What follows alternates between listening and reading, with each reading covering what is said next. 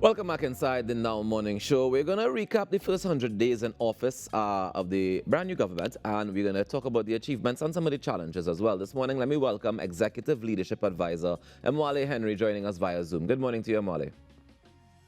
Good morning, Ruckus, and good morning to your viewers. How are you doing this morning? Good, great morning, and really glad to be here with you. Yeah, man. Thank you so much for joining us. First of all, I want to find out, and if we could lay out a metric as to how do we evaluate a government within the first 100 days of being in office. What are some of the metrics that we would use to measure? Well, first thing, let's talk about the history of where we came up with this concept of 100 days. This was around 1933. President Roosevelt would have coined the term 100 days. And in that period, he would have rammed through about 15 laws during that time in the Congress. So the concept of 100 days is talking about momentum, being able to get short wins, short and medium term wins, and it's usually around the framework of the economy, in terms of social conditions, around the concept of how do you bring energy revenues in. So the metrics is usually based on country to country, and many countries have adopted that in assessing how do we spend political capital just attain to give short wins to change the human conditions for ordinary citizens. Now, in terms of creating that window for short wins, when it comes to having that impact, is it fair to assess? I understand what you're saying in terms of historically speaking, but is it fair to assess a government? Because I know that they would have come in and met conditions in a particular way, and they would have had challenges when it comes to some of the things that may have been laid out before they were in power. So, how much leeway do we give to adjust from what we have been experiencing versus what their intention may be? Yeah, it's mainly focused on what they have control over. In the Okay. US system, as I indicated, is executive authority. Similarly, in Trinidad, we talk about cabinet authority. What decisions can be made that does not require an elongated legislative process to enact? So, what can be changed in the nearest future that Hmm. is within the remit and within the legal authority of the government? And from that perspective, people will assess, well, you could do it now. There is nothing that is holding you back from implementing. All right. So then let's get into some of the different categories that we can discuss. So let's start with economics. How is the economy faring after 3 months? Have we seen that impact? Have we seen that change? Have there been any of those short-term wins? Right. So, in from a macro perspective, the economy remains the same. We're talking about in 2025, there is an estimated look at around $6 billion in deficit. So the GDP has fallen by 2.9%. So the overall deficit this administration would have inherited from, I think, our first quarter around $4 billion. So the conditions in itself is quite cash crunch, and we are seeing that this administration is having that type of challenge, how they manage in terms of paying salaries on time and being able to pay bills, transition, new ministries, etc. So that challenge is very clear and inherent, because our oil revenues have been falling over the years. But in terms of the short wins, we see that the administration would have taken the brave action of ending the revenue authority, withdrawing the property tax bill. So these things would have short, exact influence on persons who would have had that bill to pay from in terms of our disposable income. So from that perspective, promise made, promise kept. But in terms of the macro and structural issues, that still remains. And that can only be solved with a new budget where this administration will be able to state what are their fiscal priorities, what they will focus on, and how they will transition the economy from a place of stagnation or cash crunch into some form of revenue generation. All right, nice. Let's move across to crime and security. Now, we know that we are still in a state of emergency. What has been the impact of the Prime Minister and generally the Cabinet's security measures on Trinidad and Tobago? Well, the mere fact we're in a state of emergency, yet again, you're talking about two administrations back to back. We're experiencing a state of emergency. So it tells us that the criminality component of the society is still pervasive and, more importantly, persistent. And the mere fact we have to implement a state of emergency tells us that our normal security apparatus cannot respond to imminent threats. So that is something I think is of a major concern for the society. However, the administration can be applauded in where the strategy is one, dividing the Ministry of National Security and the Ministry of Defense, Ministry of Homeland, for that type of focused effort both at home and at sea. So it's yet to see the benefits that will take place. We all know across the Caribbean region, once a state of emergency is implemented, you will see an automatic reduction in crime. So as a society, we can have safety in an interim measure. We want to be able to see a bolstering of our national security apparatus. So from that perspective, I know the society is concerned, and the administration has admitted that the security threat is still pervasive and the threat still exists. Hence the reason for the cancellation of, Independence Day celebrations, etc. So this administration would be given an A grade in terms of responding to the threat, but I think from a perspective of measurement, have they been able to deal with the threat? And that should be a state of concern. Now, you mentioned just now that the security apparatus is not able to handle the threats that are happening. But isn't the state of emergency one of the forms of us using that security apparatus? Well, state of emergency is designed as a last resort. This is where you are withdrawing constitutional rights of its citizens. You are bringing now what is called your defense force activating, giving them civilian authority, arresting powers, etc. So it's a method of last resort. Therefore, if we analyze in any country, many nations face security threats, imminent threats, and there are threat levels before you go Right. to a state of emergency. So, from that perspective, the mere fact, and this is not just this administration, the last administration had to implement a state of emergency. So, we are seeing from a structural perspective, as a country, as a republic, we need to reset our security apparatus where we must be able to handle imminent threats without escalating to a state of emergency. Okay, interesting. Let's head across to manufacturing and trade. Have you seen any traction yet in revitalizing production? From that perspective, in terms of manufacturing, the first component for the manufacturing sector is attracting investment, dealing with our foreign reserves and getting that cash flow in. What is most applaudable for this administration, and I've been a strong advocate of it, is the Afrim Bank. Having that type of banking opportunity for the region will definitely attract capital investment. So for your viewers who may not know about the Afrin Bank, it's an investment bank located in Africa. Its headquarters in Barbados, and it brings forth a $3 billion credit facility for the region. Some work was done in the last administration.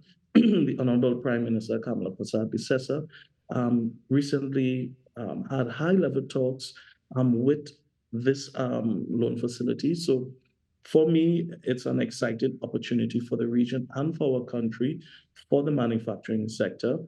Just recently, there was a conference, I believe it was in Grenada. So a lot of our manufacturing, small and medium-sized manufacturers went to that conference and are exploring opportunities to bring more revenue. So I think that's a hopeful strategy. I would definitely encourage the administration to pursue this, especially when out of 12 of the fastest growing economies in the world, 6 of them are found on the African continent. So it will be in our interest. And the Prime Minister, Honorable Kamala Persad-Bissessar, sees that opportunity and is pursuing that. So there is a lot of hopeful signs on that horizon. Where does the Exxon deal fall in terms of this? Well, this would be more of what we will call medium to long-term strategy for the energy sector, because whatever happens in Exxon, this is deep water exploration, and that takes some time. You're talking about 6 to 10 years in Hmm. terms of actually bringing revenues to shore.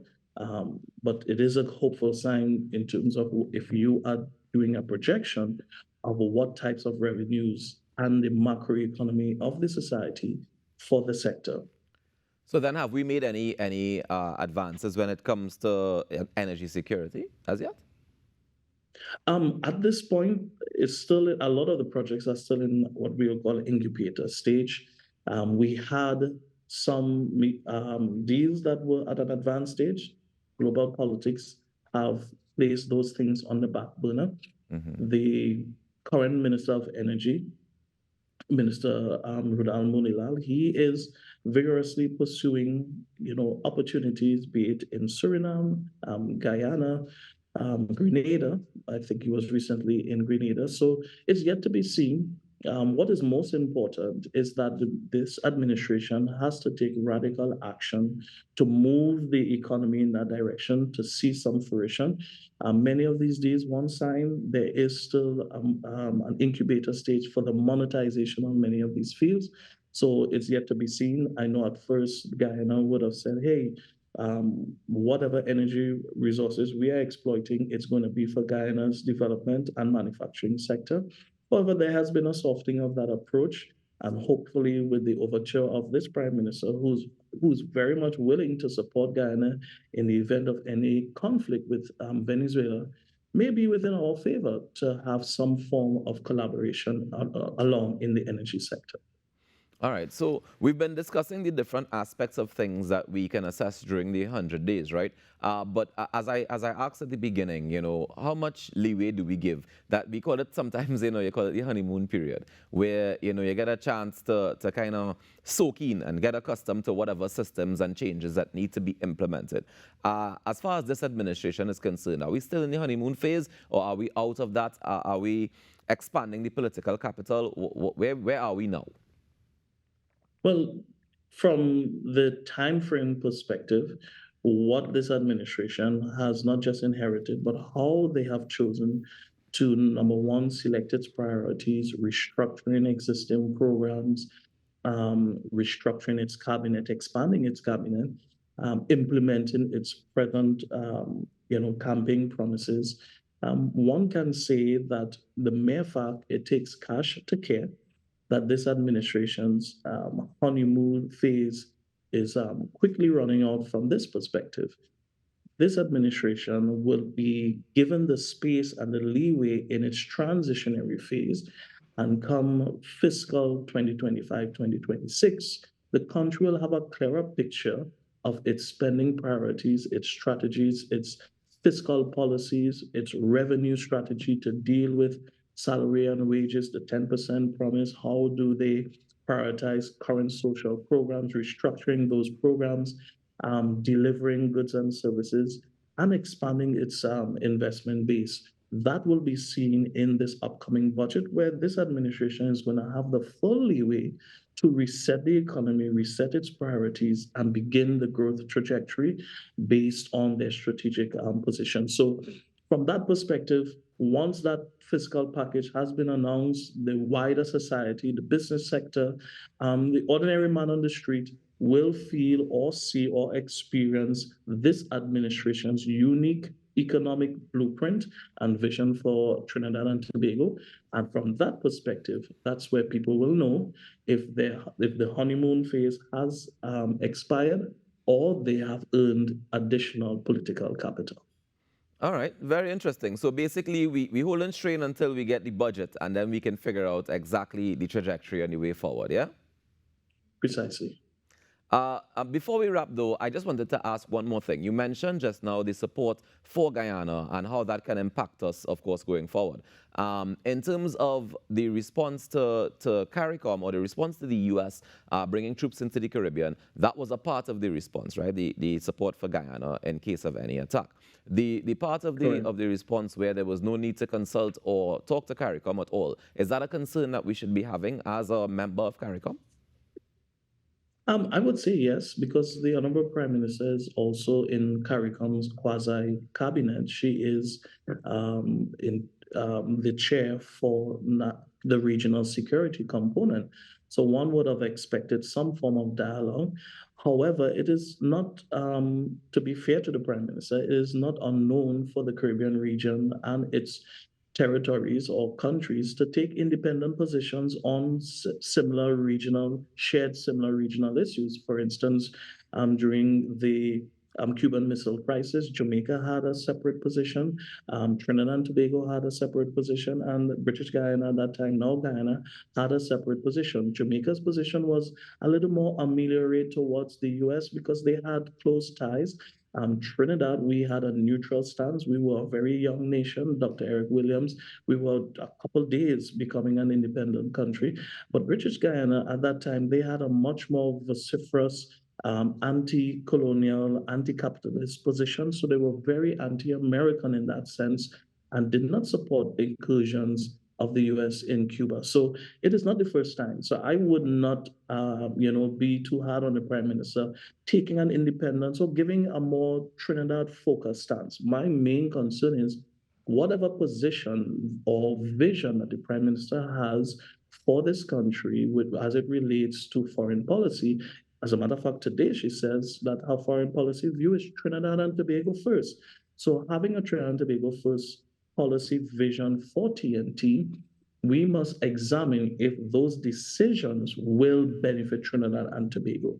And from my analysis, we have to be a little bit cautious because any conflagrations in Venezuela will spill into Trinidad. Just from the migrant perspective, we had a recent experience of that. So from that perspective, I would still have a cautionary tale. However, we don't know if this overture that the Prime Minister is making indirectly, well, directly to Guyana and directly to the US, will bring some form of benefits to us, and that's yet to be seen. All right, well, Mwale, thank you so much for joining us this morning and for sharing this insight. We look forward to chatting again soon, yeah? Thank you so much for having me. No problem, Cheers. take care. That's Mwale Henry, Executive Leadership Advisor, just kind of going over the first 100 days in office of the brand new administration. We're going to take a quick break, and when we come back, we have Unique, Not Different with Shamla. So stay tuned, you don't want to miss any of it.